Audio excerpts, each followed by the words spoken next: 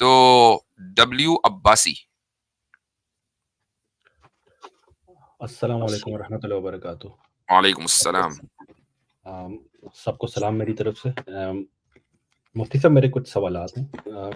پریشانی ہوتی کافی بار. میں پہلے بھی آیا تھا آپ کے پاس 2 ہفتے پہلے. جی.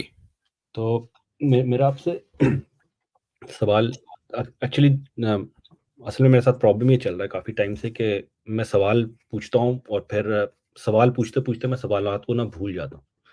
کافی سائیکولوجیکل کافی پرابلم ہے مجھے کیونکہ اسٹریس رہا ہے بیچ میں کافی. آپ لکھ لیا کریں. ہاں میں نے لکھے ہوئے ہیں تو اگر کبھی سینس نہ بنے تو آپ مجھے بے شک بیچ میں ٹوک کے اس کی وضاحت لے سکتے ہیں. تو اچھا میں نے آپ سے یہ بات پوچھنی تھی کہ جس طرح میرا پہلا سوال جو 2 ہفتے پہلے جب میں آپ کے پاس آیا تھا تو اللہ تعالیٰ کی کوالٹی سے ریلیٹڈ تھا نا. اب جیسے ماشاء اللہ آپ کی ٹاکس ہوتی ہیں اور آپ کی ٹاکس سے کافی زیادہ لوگ علم حاصل کرتے ہیں. کچھ لوگ مستی کرنے کے لیے آتے ہیں اور بدتمیزی بھی کرتے ہیں. تو میرا آپ سے سوال یہ تھا جس طرح ہم صحابہ کرام کی مثال لیتے ہیں تو معذرت اگر کوئی گستاخی ہو جائے کسی بات میں لیکن جس طرح صحابہ کرام تھے ان کا اگر آپ پاسٹ دیکھیں اسلام قبول کرنے سے پہلے تو بڑا غلط قسم کی کچھ کافی غلط چیزیں تھیں. اور جیسے میرا اپنا خیال ہے کہ جس طرح نبی صلی اللہ علیہ وسلم کے سامنے تلوار لے کر آ جانا, جیسے حضرت عمر رضی اللہ تعالیٰ عنہ لے کر آ گئے, حضرت خالد بن ولید کے ہاتھ سے کافی زیادہ صحابہ شہید ہوئے, لیکن ان میں کیسی کچھ تو کوالٹی ان میں ایسی ہوگی کہ اللہ تعالیٰ نے ان کو اتنا رتبہ دیا. ایک کو سیف اللہ کا خطاب دیا, دوسرے جو ہے نبی صلی اللہ علیہ وسلم کے سسر بھی بنے, اور یعنی کہ حضرت ابوبکر صدیق کے بعد انسانوں میں سب سے افضل حضرت عمر ہے. تو انسان میں ایسی کون سی کوالٹیز ہونی چاہیے کہ وہ اللہ تعالیٰ کو پہچان سکے اور سیدھے راستے کو پا سکے؟ مثال کے طور پہ ایمانداری. ایمانداری وہ واحد کوالٹی کہ جس کی وجہ سے آپ صلی اللہ علیہ وسلم کے دور کے افراد انہوں نے اسلام قبول کیا اور کچھ افراد کفر پر مرے جو آپ صلی اللہ علیہ وسلم کے دور میں تھے. آپ کے بہت سے قریبی رشتہ دار تھے, اسی شہر میں رہتے تھے, ساتھ میں پلے بڑھے تھے, اس کے باوجود بھی رسول اکرم صلی اللہ علیہ وسلم کا کلمہ قبول نہیں کیا. وہ کیا تھا؟ وہ آنیسٹی اور ایمانداری تھی. تو جن صحابہ نے اسلام قبول کیا وہ آنیسٹ اور ایماندار تھے. انہوں نے جب اللہ کا کلام پڑھا, دیکھا, اس کو کئی مرتبہ سنا تو انہیں یقین ہو گیا کہ یہ انسان کا کلام نہیں ہو سکتا, یہ مافوق الفطرت طاقت کا ہی یعنی سپر نیچرل طاقت کا ہی ایک کلام ہے. تو انہوں نے پھر یہ نہیں دیکھا کہ ہماری قوم کیا کہے گی, لوگ کیا کہیں گے, وہ پھر اسی راستے پر آگے جو راستہ حق تھا. اور کچھ لوگ ایسے تھے جو اس چکر میں تھے کہ یار ہماری چودراہٹ کا کیا ہوگا, ہماری مکھیا والی سیٹ چلی جائے گی, قبیلے کی سرداری چلی جائے گی, لوگ ہمارے خلاف ہو جائیں گے. تو وہ ایماندار نہیں تھے. دل گواہی دیتا تھا کہ یہ کوئی معمولی بات نہیں ہو رہی ہے, یہ انسانی کلام نہیں ہے, لیکن ایماندار نہیں تھے, تو اس لیے اسلام قبول نہیں کیا. آج بھی یہی صورتحال ہے کہ بہت سے ایسے لوگ ہوتے ہیں مرتدوں میں, چاہے وہ اسلام چھوڑ کر چلے جائیں مرتد, لیکن کہیں نہ کہیں کسی نہ کسی گوشے میں ایمانداری رہتی ہے. تو کتنی ہی گستاخیاں کر لیں, واپسی کا راستہ کھلا ہوا ہے. لیکن ایک بندہ ایماندار ہی نہ رہے تو پھر واپسی کا راستہ بند ہو جاتا ہے. جی صحیح. اور اسی طرح جس طرح قرآن مجید میں اللہ تعالیٰ فرماتے ہیں نا کہ کیا تم نے نہیں دیکھا, یعنی کہ انسان کو اللہ تعالیٰ انوائٹ کرتے ہیں اپنی طرف, اپنی چیزوں کی طرف, کہ تم نے یہ نہیں دیکھا یا تم نے وہ نہیں دیکھا. آبویسلی کچھ چیزیں ایسی ہیں جو ہم نے نہیں دیکھی, جس طرح اللہ تعالیٰ قرآن مجید میں فرماتے ہیں کہ کیا کافروں نے یہ نہیں دیکھا کہ زمین و آسمان کیسے گتھم گتھا تھے. بھائی میں نے تو نہیں دیکھا, لیکن یہ ایک عقلی چیز اللہ تعالیٰ انسان کو غور و فکر کی دعوت دیتے ہیں. as far as I am concerned, this is how I understand it. ایک عام ایسا ہی ہے.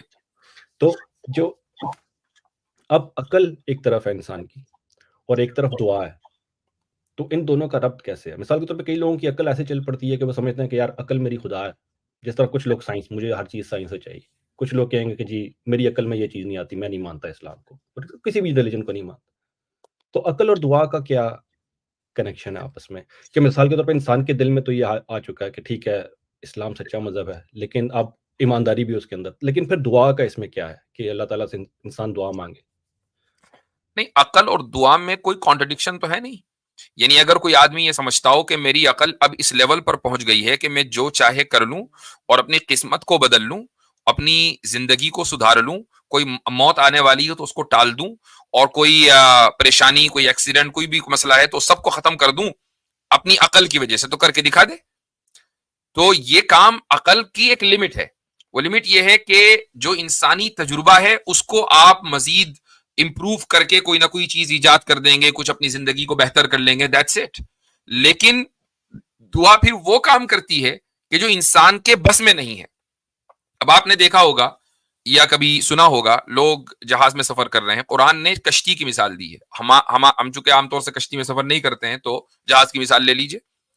اب جہاز جو بنا ہے وہ انسانی عقل کا ایک بہت بڑا شاہکار ہے کہ بھئی سائنس نے ترقی کی اور یہاں تک کہ انسان اب اڑنے لگا اور ہزاروں میل کا ڈسٹینس جو ہے وہ بہت کم عرصے میں طے کر لیتا ہے, تو بہت اچھی بات ہے.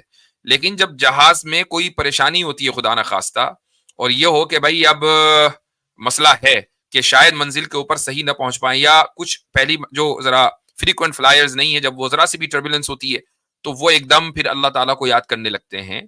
اور یا بہت سے کرسچنس کو دیکھا ہوگا, وہ اپنے خدا کو, ہر ایک آدمی جو ہے وہ اس کی ایک دم روحانیت باہر آ جاتی ہے, اور جیسے ہی جہاز لینڈ کرتا ہے سیف اینڈ ساؤنڈ, سب لوگ ایسے ہی جیسے کہ کب کچھ ہوا ہی نہیں تھا. تو یہ جو دعا یہاں پر شروع ہوئی ہے, یہ اس لیے شروع ہوئی ہے کہ لوگوں کو پتا ہے کہ عقل بس یہیں تک تھی. اگر کوئی مصیبت آگے آنے والی ہے تو ہماری عقل اس مصیبت کو ٹال نہیں سکتی. ایک ڈاکٹر جو ہے جب جواب دے دیتا ہے تو ساتھ میں فیملی والوں کو یہ بھی کہتا ہے بھائی اب دعا کریں, ہم نے ہمارے بس میں تو جو تھا وہ ہم نے کر لیا, اب باقی اوپر والا جانے. وہ ڈاکٹر بھی یہ جانتا ہے کہ ہماری ایک لمٹ ہے, باقی اگر کوئی چمتکار کرنا ہے, معجزہ کرنا ہے, کرامت کرنی ہے تو وہ اللہ تعالیٰ کرے گا, وہ ہم نہیں کر سکتے. تو اس لیے دونوں میں کوئی کانٹرڈکشن ہے ہی نہیں. صحیح صحیح, جزاک اللہ خیر. جی مفتی صاحب, یہ کہ جو دعا ہے اس کو اگر ہمیں سمجھنا ہو تو میں سے سمجھ کہ وہ ریکویسٹنگ ٹو اتھارٹی ہے. مطلب کہ ہمیں پتا ہے کہ وہ فلاں کے پاس وہ اتھارٹی ہے یہ کام کرنے کی, تو ہم اس کو ریکویسٹ کرتے ہیں. تو وہ عقل کے پرے کیسے ہے؟ وہ تو بلکہ یعنی کہ بالکل لاجیکل چیز ہے نا کہ آپ اتھارٹی کو ہی ریکویسٹ کریں گے. مثال کے طور پہ سمجھیں کہ میں کہیں یونیورسٹی میں پڑھ رہا ہوں اور مجھے جو ہے وہ فیس پے کرنے کی میری ابھی طاقت نہیں ہو رہی, ٹھیک ہے, تو میں ریکویسٹ کروں گا کہ میں 50,000 فیس کی جگہ جو ہے اتھارٹی کو یہ پاور ہے کہ وہ میری فیس معاف کر دے, وہ آدھی لے لے. تو میں اس کو ریکویسٹ کروں گا کہ میرے پاس تو 50,000 نہیں ہے فی پے کرنے کی, 25,000 ہے, میری آدھی فیس آپ معاف کر دیں. تو یہ لاجیکل چیز ہے کہ جب جو اتھارٹی ہو اس کے پاس پاور ہو, آپ اس کو ہی ریکویسٹ کریں.